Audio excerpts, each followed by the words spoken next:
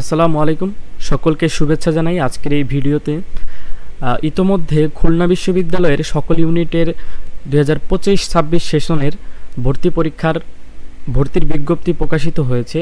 তো আজকের এই ভিডিওতে আমরা দেখব সি ইউনিট অর্থাৎ মানবিক বিভাগের স্নাতক প্রথম বর্ষের 2025-26 শিক্ষাবর্ষের পূর্ণাঙ্গ ভর্তি বিজ্ঞপ্তি। তো সি ইউনিট অর্থাৎ মানবিক বিভাগের পরীক্ষা অনুষ্ঠিত হবে ঢাকা, চট্টগ্রাম, রাজশাহী এবং খুলনায়। এই চারটি কেন্দ্রে হচ্ছে সি ইউনিটের ভর্তি পরীক্ষা অনুষ্ঠিত হবে। তো এরপর যদি দেখি আসন সংখ্যা ও আবেদন যোগ্যতা, মূলত এই যে সি ইউনিটের অধীনে 5টি স্কুল রয়েছে, সেটা হচ্ছে কলা ও মানবিক স্কুল, সামাজিক স্কুল, আইন স্কুল, শিক্ষা স্কুল এবং চারুকলা স্কুল। এবং প্রত্যেকটি স্কুলের আন্ডারে যে কয়টি সাবজেক্ট রয়েছে এবং সেই সাবজেক্টের আসন সংখ্যা এবং কোটা এবং মোট আসন সব কিছু এখানে বিস্তারিতভাবে দেওয়া হয়েছে।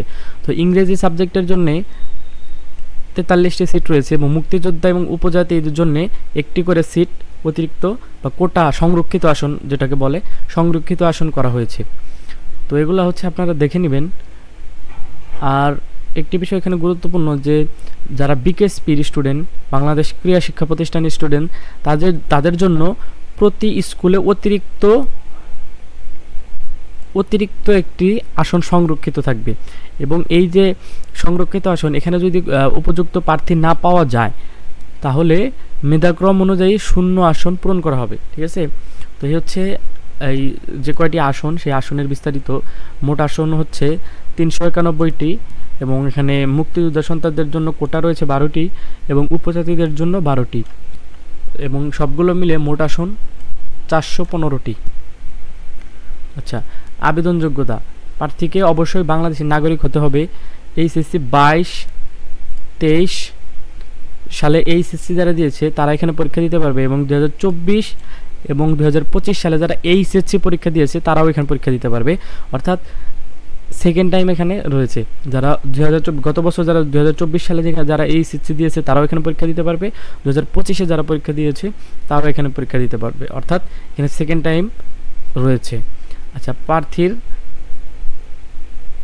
প্রার্থীর এসএসসি সমমান বা এইচএসসি সমমান পরীক্ষায় প্রাপ্ত জিপিএ এর যোগফল ন্যূনতম 7 পয়েন্ট হলেই পরীক্ষা দিতে পারবে। অর্থাৎ ন্যূনতম 7 পয়েন্ট হইতে হবে, এখানে কোনো প্রকার জিপিএ মার্ক নেই। তারপর হচ্ছে ইংরেজি মিডিয়ামের শিক্ষার্থীদের ক্ষেত্রে জিসিই, ও লেভেল এবং এ লেভেলের উত্তীর্ণ প্রার্থীদের ও লেভেল পরীক্ষায় 5টি বিষয়ে প্রতিটিতে কমপক্ষে সি গ্রেড পেয়ে পাশ করতে হবে এবং এ লেভেল পরীক্ষায় 2টি বিষয়ে কমপক্ষে সি গ্রেড পেয়ে পাশ করতে হবে।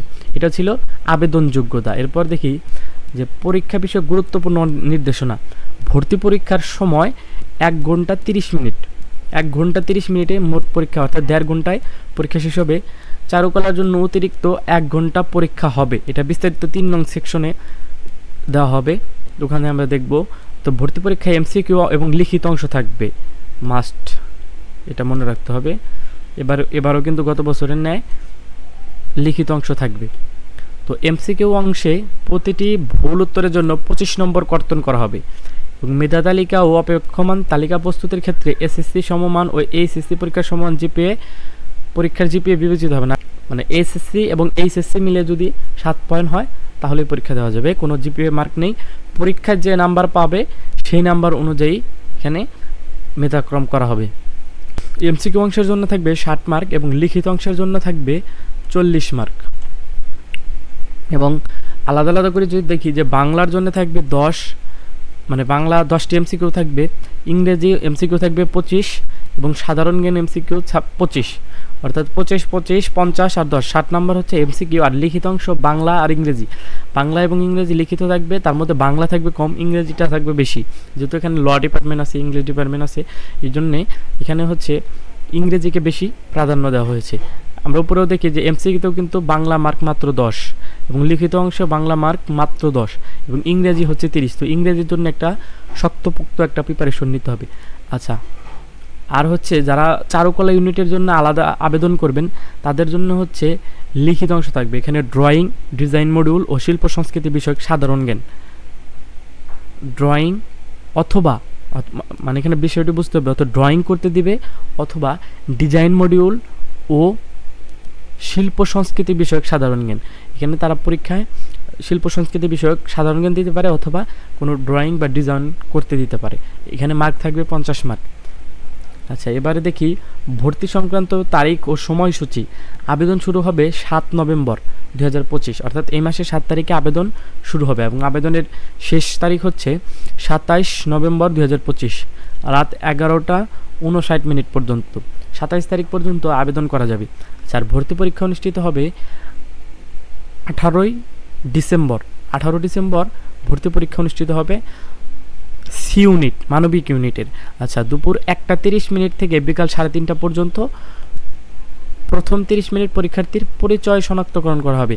বিকাল এই যে 3:30 থেকে 15 মিনিটের একটি ব্রেক দিয়ে বিকাল 3:45 থেকে 4:45 পর্যন্ত চারুকলার ড্রয়িং পরীক্ষা অনুষ্ঠিত হবে, অর্থাৎ 1 ঘন্টা থাকবে।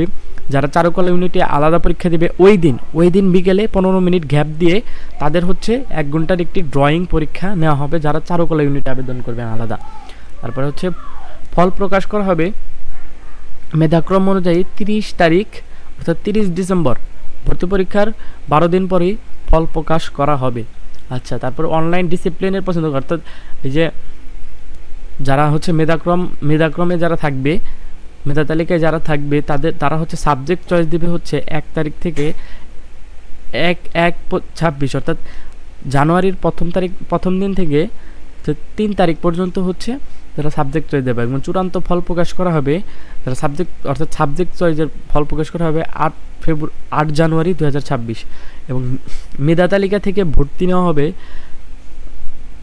12 তারিখ থেকে 13 তারিখ। এটা হচ্ছে মেধা তালিকা থেকে ভর্তি, যারা প্রথম মেরিটে যারা হচ্ছে চান্স পাবে তাদেরকে ভর্তি করা হবে 12 এবং 13 তারিখ সকাল 9:30 থেকে বিকাল 5টা পর্যন্ত। আচ্ছা, অপেক্ষমান তালিকা হচ্ছে নিবন্ধন ও ভর্তি, মানে যারা হচ্ছে ওয়েটিং লিস্টে থাকবে তাদের হচ্ছে 19 তারিখে হচ্ছে তাদের নিবন্ধন ও ভর্তি করা হবে এবং ওরিয়েন্টেশন রেজিস্ট্রেশন ক্লাস শুরু 25/1/2026, অর্থাৎ অতি দ্রুতই কিন্তু তারা ক্লাস শুরু করে দিবে যদি এগুলো সব কিছু ঠিক থাকে। আচ্ছা, তারপর হচ্ছে আবেদনের প্রক্রিয়া হচ্ছে অনলাইনে আবেদন করার জন্য https://apply.ku.ac.bd, অর্থাৎ এই যে লিঙ্কটা, এই লিঙ্কে প্রবেশ করে অ্যাপ্লাই বাটনে ক্লিক করে ধারাবাহিকভাবে স্টেপসমূহ পূরণ করে সাবমিট ইওর অ্যাপ্লিকেশন বাটনে ক্লিক করুন এবং আবেদনকারীর মোবাইলে প্রেরিত SMS হতে ইউজার নেম এবং পাসওয়ার্ডটি সংরক্ষণ করুন। যে নাম্বার দিয়ে অ্যাপ্লাই করা হবে সেই নাম্বারে একটি ইউজার নেম এবং পাসওয়ার্ড আসবে, এটি হচ্ছে সংরক্ষণ করে রেখে দিতে হবে। এটি ব্যবহার করে ড্যাশবোর্ডে প্রবেশ করতে হবে এবং আবেদন প্রক্রিয়া সম্পন্ন, প্রবেশপত্র ডাউনলোড এবং ফলাফল পেতে নিম্নোক্ত কাজগুলো করেন। এগুলো হচ্ছে তোমরা পড়ে নিবে এবং ভর্তির নিয়মাবলী এগুলো হচ্ছে পরীক্ষার পরে যখন ভর্তি হবে তখন এগুলো একটু ভালো করে পড়ে নিলেই হয়ে যাবে।